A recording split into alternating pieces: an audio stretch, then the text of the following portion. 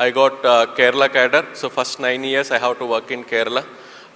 అలా నేను అలపిలో 2 years sub కలెక్టర్గా పనిచేసాను. తర్వాత 4 years కేరళ టూరిజం డైరెక్టర్గా. Youngest director, I was the youngest director general of Kerala tourism and the longest surviving director general of Kerala tourism for 4 years. దాని తర్వాత I worked in Alleppey and then I worked in Thrissur. Currently I'm working in Thrissur as district collector. So మీ అందరికీ తెలుసు, IAS జీవితంలోనే చాలా important అయిన post జిల్లా collector అన్న పోస్ట్. నేను 2015లో ఐఏఎస్ అయినప్పటి నుంచి నేను బాగా ఎదురు చూస్తున్న ఒక నిమిషం, నేను ఎప్పుడు జిల్లా కలెక్టర్ అవుతాను అని చెప్పేసి. అట్లా 2015 నుంచి నేను ఎదురు చూస్తుంటే 2022 ఆగస్టు 2వ తారీఖు నాకు ఈవినింగ్ 7:30కి ఒక ఫోన్ వచ్చింది, రేపొద్దున వెళ్ళి అలపిలో జిల్లా కలెక్టర్గా ఛార్జ్ తీసుకో అని చెప్పేసి. అట్లా ఆగస్టు 3వ తారీఖు 2022 నేను ఆలప్పుడలో జిల్లా కలెక్టర్గా ఛార్జ్ తీసుకున్నాను. జిల్లా కలెక్టర్గా ఛార్జ్ తీసుకున్న తర్వాత నేను బాగా ఈగర్గా వెయిట్ చేస్తున్న ఒక క్షణం, నేను జిల్లా కలెక్టర్ అన్న పోస్ట్లో సైన్ చేయబోతున్న ఫస్ట్ ఫైల్ ఏదై ఉండొచ్చు అని చెప్పేసి. అట్లా బాగా ఈగర్గా వెయిట్ చేస్తున్నప్పుడు ఒక క్లర్క్ ఒక ఫైల్ పట్టుకుని ఒక క్యాబిన్లోకి వచ్చింది. నేను క్లర్క్ని అడిగాను, ఏంటి ఆ ఫైల్ అని చెప్పేసి. అప్పుడు ఆ క్లర్క్ చెప్పింది, సార్ వర్షాలు పడుతున్నాయి కదా, రేపు పిల్లలకి హాలిడే ఇచ్చే ఫైల్ సార్ అంది. సో నా జీవితంలో జిల్లా కలెక్టర్గా నేను సైన్ చేసిన ఫస్ట్ ఫైల్ ఏంటయ్యా అంటే పిల్లలకి హాలిడే డిక్లేర్ చేయటం. నార్మల్లీ పిల్లలకి హాలిడే ఇస్తేనే వాళ్ళు భయంకరంగా సంతోషంగా ఫీల్ అవుతారు. అది ఫస్ట్ ఫైల్, ఫస్ట్ సిగ్నేచరే హాలిడే ఇస్తే they were very very happy. So జిల్లా కలెక్టర్ ఫస్ట్ ఫైలే పిల్లలకి హాలిడే డిక్లేర్ చేయటం అనేది ఒక పెద్ద న్యూస్ అయిపోయిందనమాట. సో అలపిలో ఉన్న పిల్లలందరూ నన్ను చాలా హ్యాపీగా థ్యాంక్ యూ కలెక్టర్ మామయ్య అని చెప్పేసి ఫేస్బుక్లో they started sharing their happiness that I declared a holiday to them. అట్లా ఒక 2 weeks తర్వాత ఒక అమ్మాయి నన్ను చూడటానికి వచ్చింది. నేను అడిగాను, ఏంటమ్మాయి ఇంటికి వచ్చావు అంటే, అమ్మాయి చెప్పింది, అందరూ మిమ్మల్ని కలెక్టర్ మామయ్య అని పిలుస్తున్నారు కదా, సో నేను కూడా ఒక చనువు తీసుకొని మిమ్మల్ని ఒక సహాయం కోసం వచ్చాను అంది. ఏం సహాయం కావాలి అన్నాను. అప్పుడు అమ్మాయి నాతో చెప్పింది, మా నాన్నగారు కోవిడ్ టైంలో చనిపోయారు, నాకు నర్సింగ్ చదువుకోవాలని చెప్పి చాలా కోరిక, కానీ మా అమ్మకి నర్సింగ్ ఫీ పే చేసే స్థితి ఈరోజు ఈ నర్సింగ్కి ఫీ పే చేసే పరిస్థితి ఈరోజు మా ఇంట్లో లేదు అని చెప్పింది అనమాట.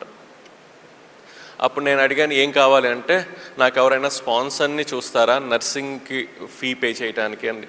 నేను ట్రై చేస్తానని చెప్పి అప్పుడు నాకు తెలిసిన చాలా పెద్ద హీరో అయిన శ్రీ అల్లు అర్జున్ గారికి ఫోన్ చేశా, ఇట్లా ఒక అమ్మాయి ఉంది, మీరు ఏమైనా హెల్ప్ చేస్తారా అంటే, అప్పుడు అల్లు అర్జున్ గారు కూడా 1 సంవత్సరం కాదు 4 సంవత్సరాలు కావాల్సిన ట్యూషన్ ఫీ, హాస్టల్ ఫీ మొత్తం నేనే పే చేస్తానని చెప్పి మొత్తం ఆయన కాలేజ్లో పే చేశారు. ఈ అమ్మాయి కాలేజ్కి వెళ్ళి రావటం మొదలుపెట్టింది.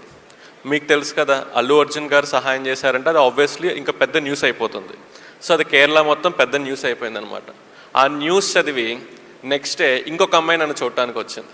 ఆ అమ్మాయి చెప్పింది, మా నాన్నగారు కూడా కోవిడ్ టైంలో చనిపోయారు, నాకు ఇంజనీరింగ్ చదువుకోవాలని ఉంది, నాకు ఎవరైనా సహాయం చేస్తారా అని అడిగింది. ఆ టైంలో నాకు ఒక విషయం అర్థమైంది, ఏంటంటే పిల్లలు నన్ను ఊరికే కలెక్టర్ మామయ్య అని పిలవట్లేదు, వాళ్ళు నాతో చెప్తున్నారు, మా అమ్మ మా నాన్న తర్వాత మమ్మల్ని చూసుకునే రెస్పాన్సిబిలిటీ మీకు ఉంది అని చెప్పడానికి వాళ్ళు నన్ను అలా పిలుస్తున్నారన్న విషయం నాకు అప్పుడు అర్థమైంది. అప్పుడు నేను నా మనసులో ఒక మాట అనుకున్నాను, నేను అలపికి జిల్లా కలెక్టర్గా ఉన్న టైంలో అలపిలో ఎంతమంది పిల్లలకైతే కోవిడ్ టైంలో అమ్మా నాన్న చనిపోయారో వాళ్ళందరికీ వాళ్ళు చదువుకునేదాకా స్పాన్సర్ని ఐడెంటిఫై చేసి ఇస్తాను అని చెప్పేసి. నేను ఆ మనసులో ఆ మాట అనుకున్నప్పుడు నాకున్న ఒక ఊహ ఏంటంటే, ఒక 20-30 మంది పిల్లలకి అయి ఉంటారు అమ్మ నాన్న చనిపోయిందని. కానీ సర్వే చేసిన తర్వాత నాకు అర్థమైంది ఏంటంటే, అలపిలో కోవిడ్ టైంలో అమ్మ నాన్న చనిపోయిన పిల్లలు 20-30 కాదు, 100 కాదు, 200 కాదు, 293 మంది పిల్లలకి కోవిడ్ టైంలో అలపిలో అమ్మ నాన్న చనిపోయారు. కానీ మనసులో ఒక మాట తీసుకున్నాను కాబట్టి వాళ్ళ కోసం నేను ట్రై చేయటం మొదలుపెట్టాను. 6 నెలల్లో 293 మందికి వాళ్ళు చదువుకునేదాకా స్పాన్సర్ని ఐడెంటిఫై చేసి వాళ్ళకి ఇచ్చిన తర్వాతే నేను అలపి నుంచి మారి త్రిశూర్లో ఛార్జ్ తీసుకున్నాను. సో ఒక మాటలో చెప్పాలంటే, అలపిలో there is no COVID orphan who can discontinue his studies because of financial issues. So Alleppey నుంచి నేను త్రిశూర్కి వెళ్ళంగానే అగైన్ పిల్లలందరికీ ఒక ఎక్స్పెక్టేషన్ ఉంటుంది, ఎందుకంటే అలపిలో కోవిడ్ అందరికీ నేను హెల్ప్ చేశాను కాబట్టి త్రిశూర్లో కూడా. సో త్రిశూర్లో 609 పిల్లలు ఉన్నారనమాట. ఈ 609 పిల్లలకి కూడా వాళ్ళు చదువుకునేదాకా సహాయం చేసే స్పాన్సర్ని నేను వాళ్ళకి ఇచ్చేశాను. సో టోటల్ చూసుకుంటే అలపి అండ్ త్రిశూర్ అరౌండ్ 1000 పిల్లలకి మేము హెల్ప్ చేసాం. ఈ విషయం ఇక్కడ దాకా వచ్చి మీ అందరికీ చెప్పే కారణం ఏంటంటే ఈ 1000 మందిలో దాదాపు ఒక 100-150 మంది సహాయం చేసింది మీ రొటేరియన్సే. So I thought I should thank all of you for being part of this journey. నా ఒక జర్నీలో మీరందరూ భాగం అవటం వల్ల I thought I should share and I should personally thank the fraternity of Rotarians for coming forward and support. And చాలా కొంత టైంలో ఒక్కొక్కరు ఇండివిజువల్గా స్పాన్సర్ చేశారు, కొన్నిసార్లు రోటరీ యాజ్ ఎ బ్రాంచెస్గా స్పాన్సర్ చేసినాయి, but they came forward with welcoming hand. So thank you so much. So ఇవన్నీ మీకు చెప్పడానికి కారణం ఏంటంటే మీరు ఉన్న ప్లేస్లో కూడా ఇదే ఒక అవసరంతో పిల్లలు ఉన్నారు.